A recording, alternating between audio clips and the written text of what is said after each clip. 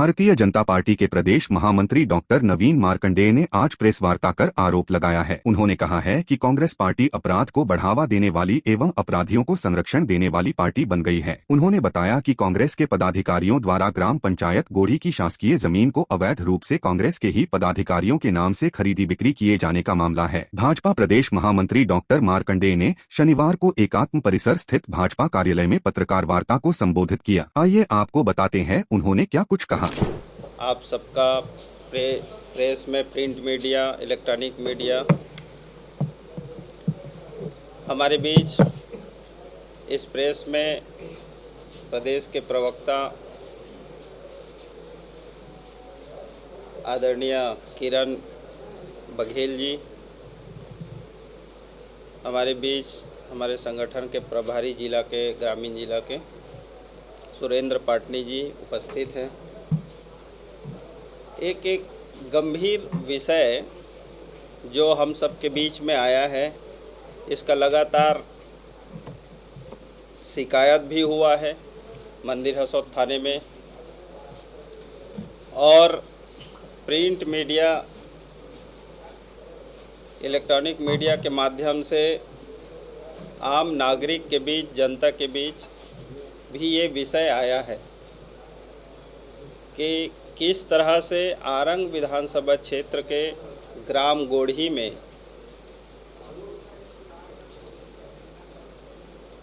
निवर्तमान उस समय गांव के सरपंच रहे, सचिव, उप सरपंच, इन लोग सभी लोग मिलकर शासकीय जमीन का क्रय विक्रय किए हैं और शासकीय जमीन का खरीदी बिक्री करना ये अपराध की श्रेणी में आता है। ये जो खरीदी बिक्री किया है वो भी कांग्रेस है, कांग्रेस के पदाधिकारी कार्यकर्ता है, सरपंच रहे हैं, अभी वर्तमान में जनपद के सदस्य भी हैं। इनके द्वारा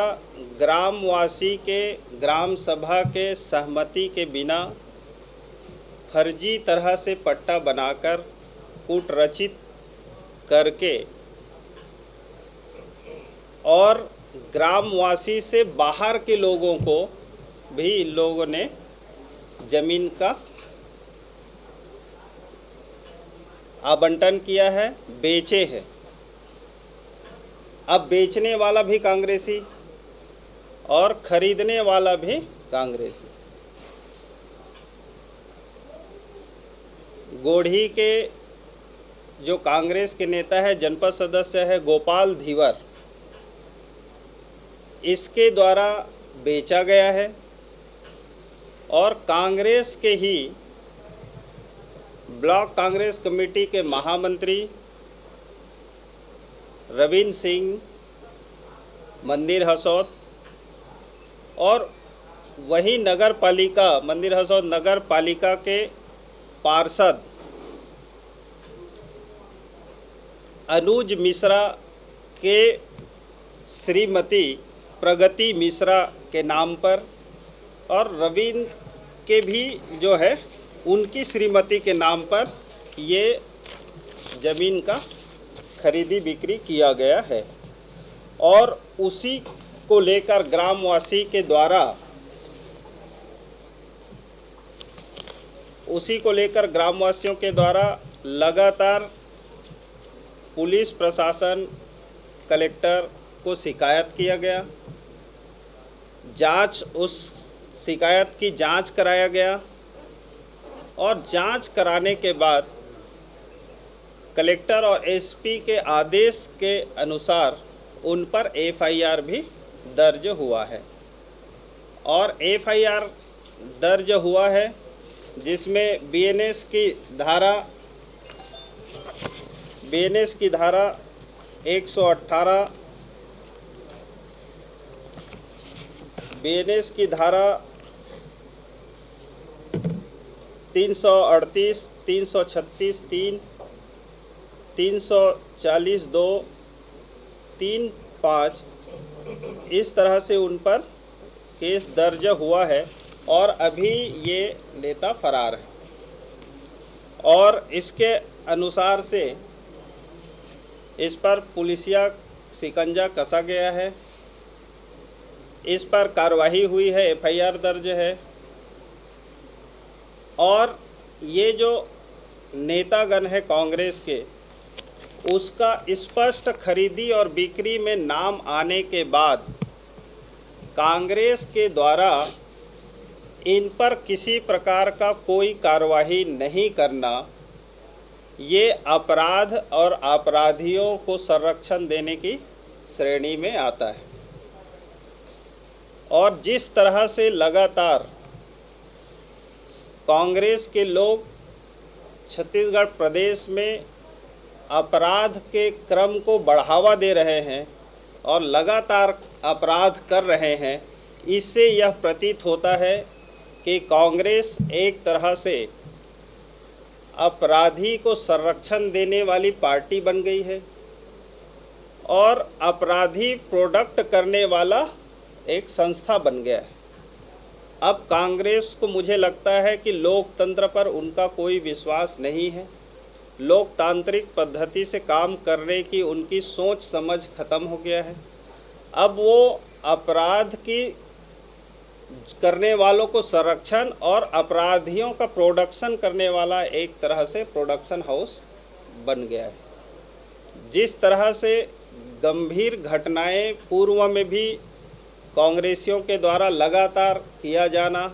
सूरजपुर में पुलिस परिवार की हत्या कांग्रेसी पदाधिकारी के द्वारा किया गया, जिस तरह से बड़ौदा बाजार की घटना में कांग्रेस के विधायक देवेंद्र यादव का नाम आना और वो जेल के अंदर भी रहना, जिसमें वहाँ पर शासकीय जगहों पर आगजनी और दंगा कराने का उस पर आरोप है। उसी तरह लगातार अन्य स्थानों पर भी ऐसी घटनाओं को अंजाम दे रहे हैं और उसके बावजूद भी कांग्रेस ऐसे लोगों के ऊपर कोई कार्रवाई नहीं कर रहा है। इसके अलावा भी आप जान रहे हैं कि कवासी लखमा लंबे समय तक जेल में रहे, लेकिन उस पर अनुशासनात्मक रूप से कोई कार्रवाई कांग्रेस के द्वारा नहीं किया गया। देवेंद्र वर्मा के ऊपर भी नहीं किया, देवेंद्र यादव के ऊपर भी नहीं किया गया। और उसी प्रकार से इनके और भी नेता जेल के अंदर थे, उसमें पूर्व मुख्यमंत्री भूपेश बघेल के लड़का भी जेल में रहे और भी उनके नेता जेल में रहे। अगर ऐसे अपराधियों को अगर कांग्रेस संरक्षण देते रहें और उस पर कोई प्रकार का कार्रवाई नहीं करता है, इसका मतलब है कि अपराधियों को और अपराध करने वाले लोगों को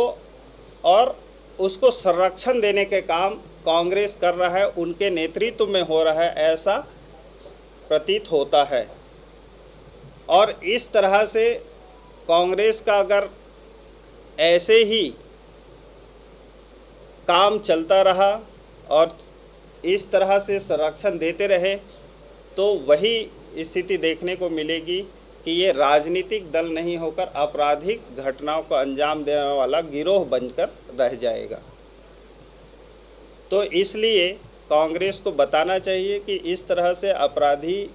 अगर उनके संस्था में पार्टी में है और घटना को अंजाम करते हैं, एफआईआर दर्ज होता है, उसके बाद भी नैतिकता के आधार पर उनको पार्टी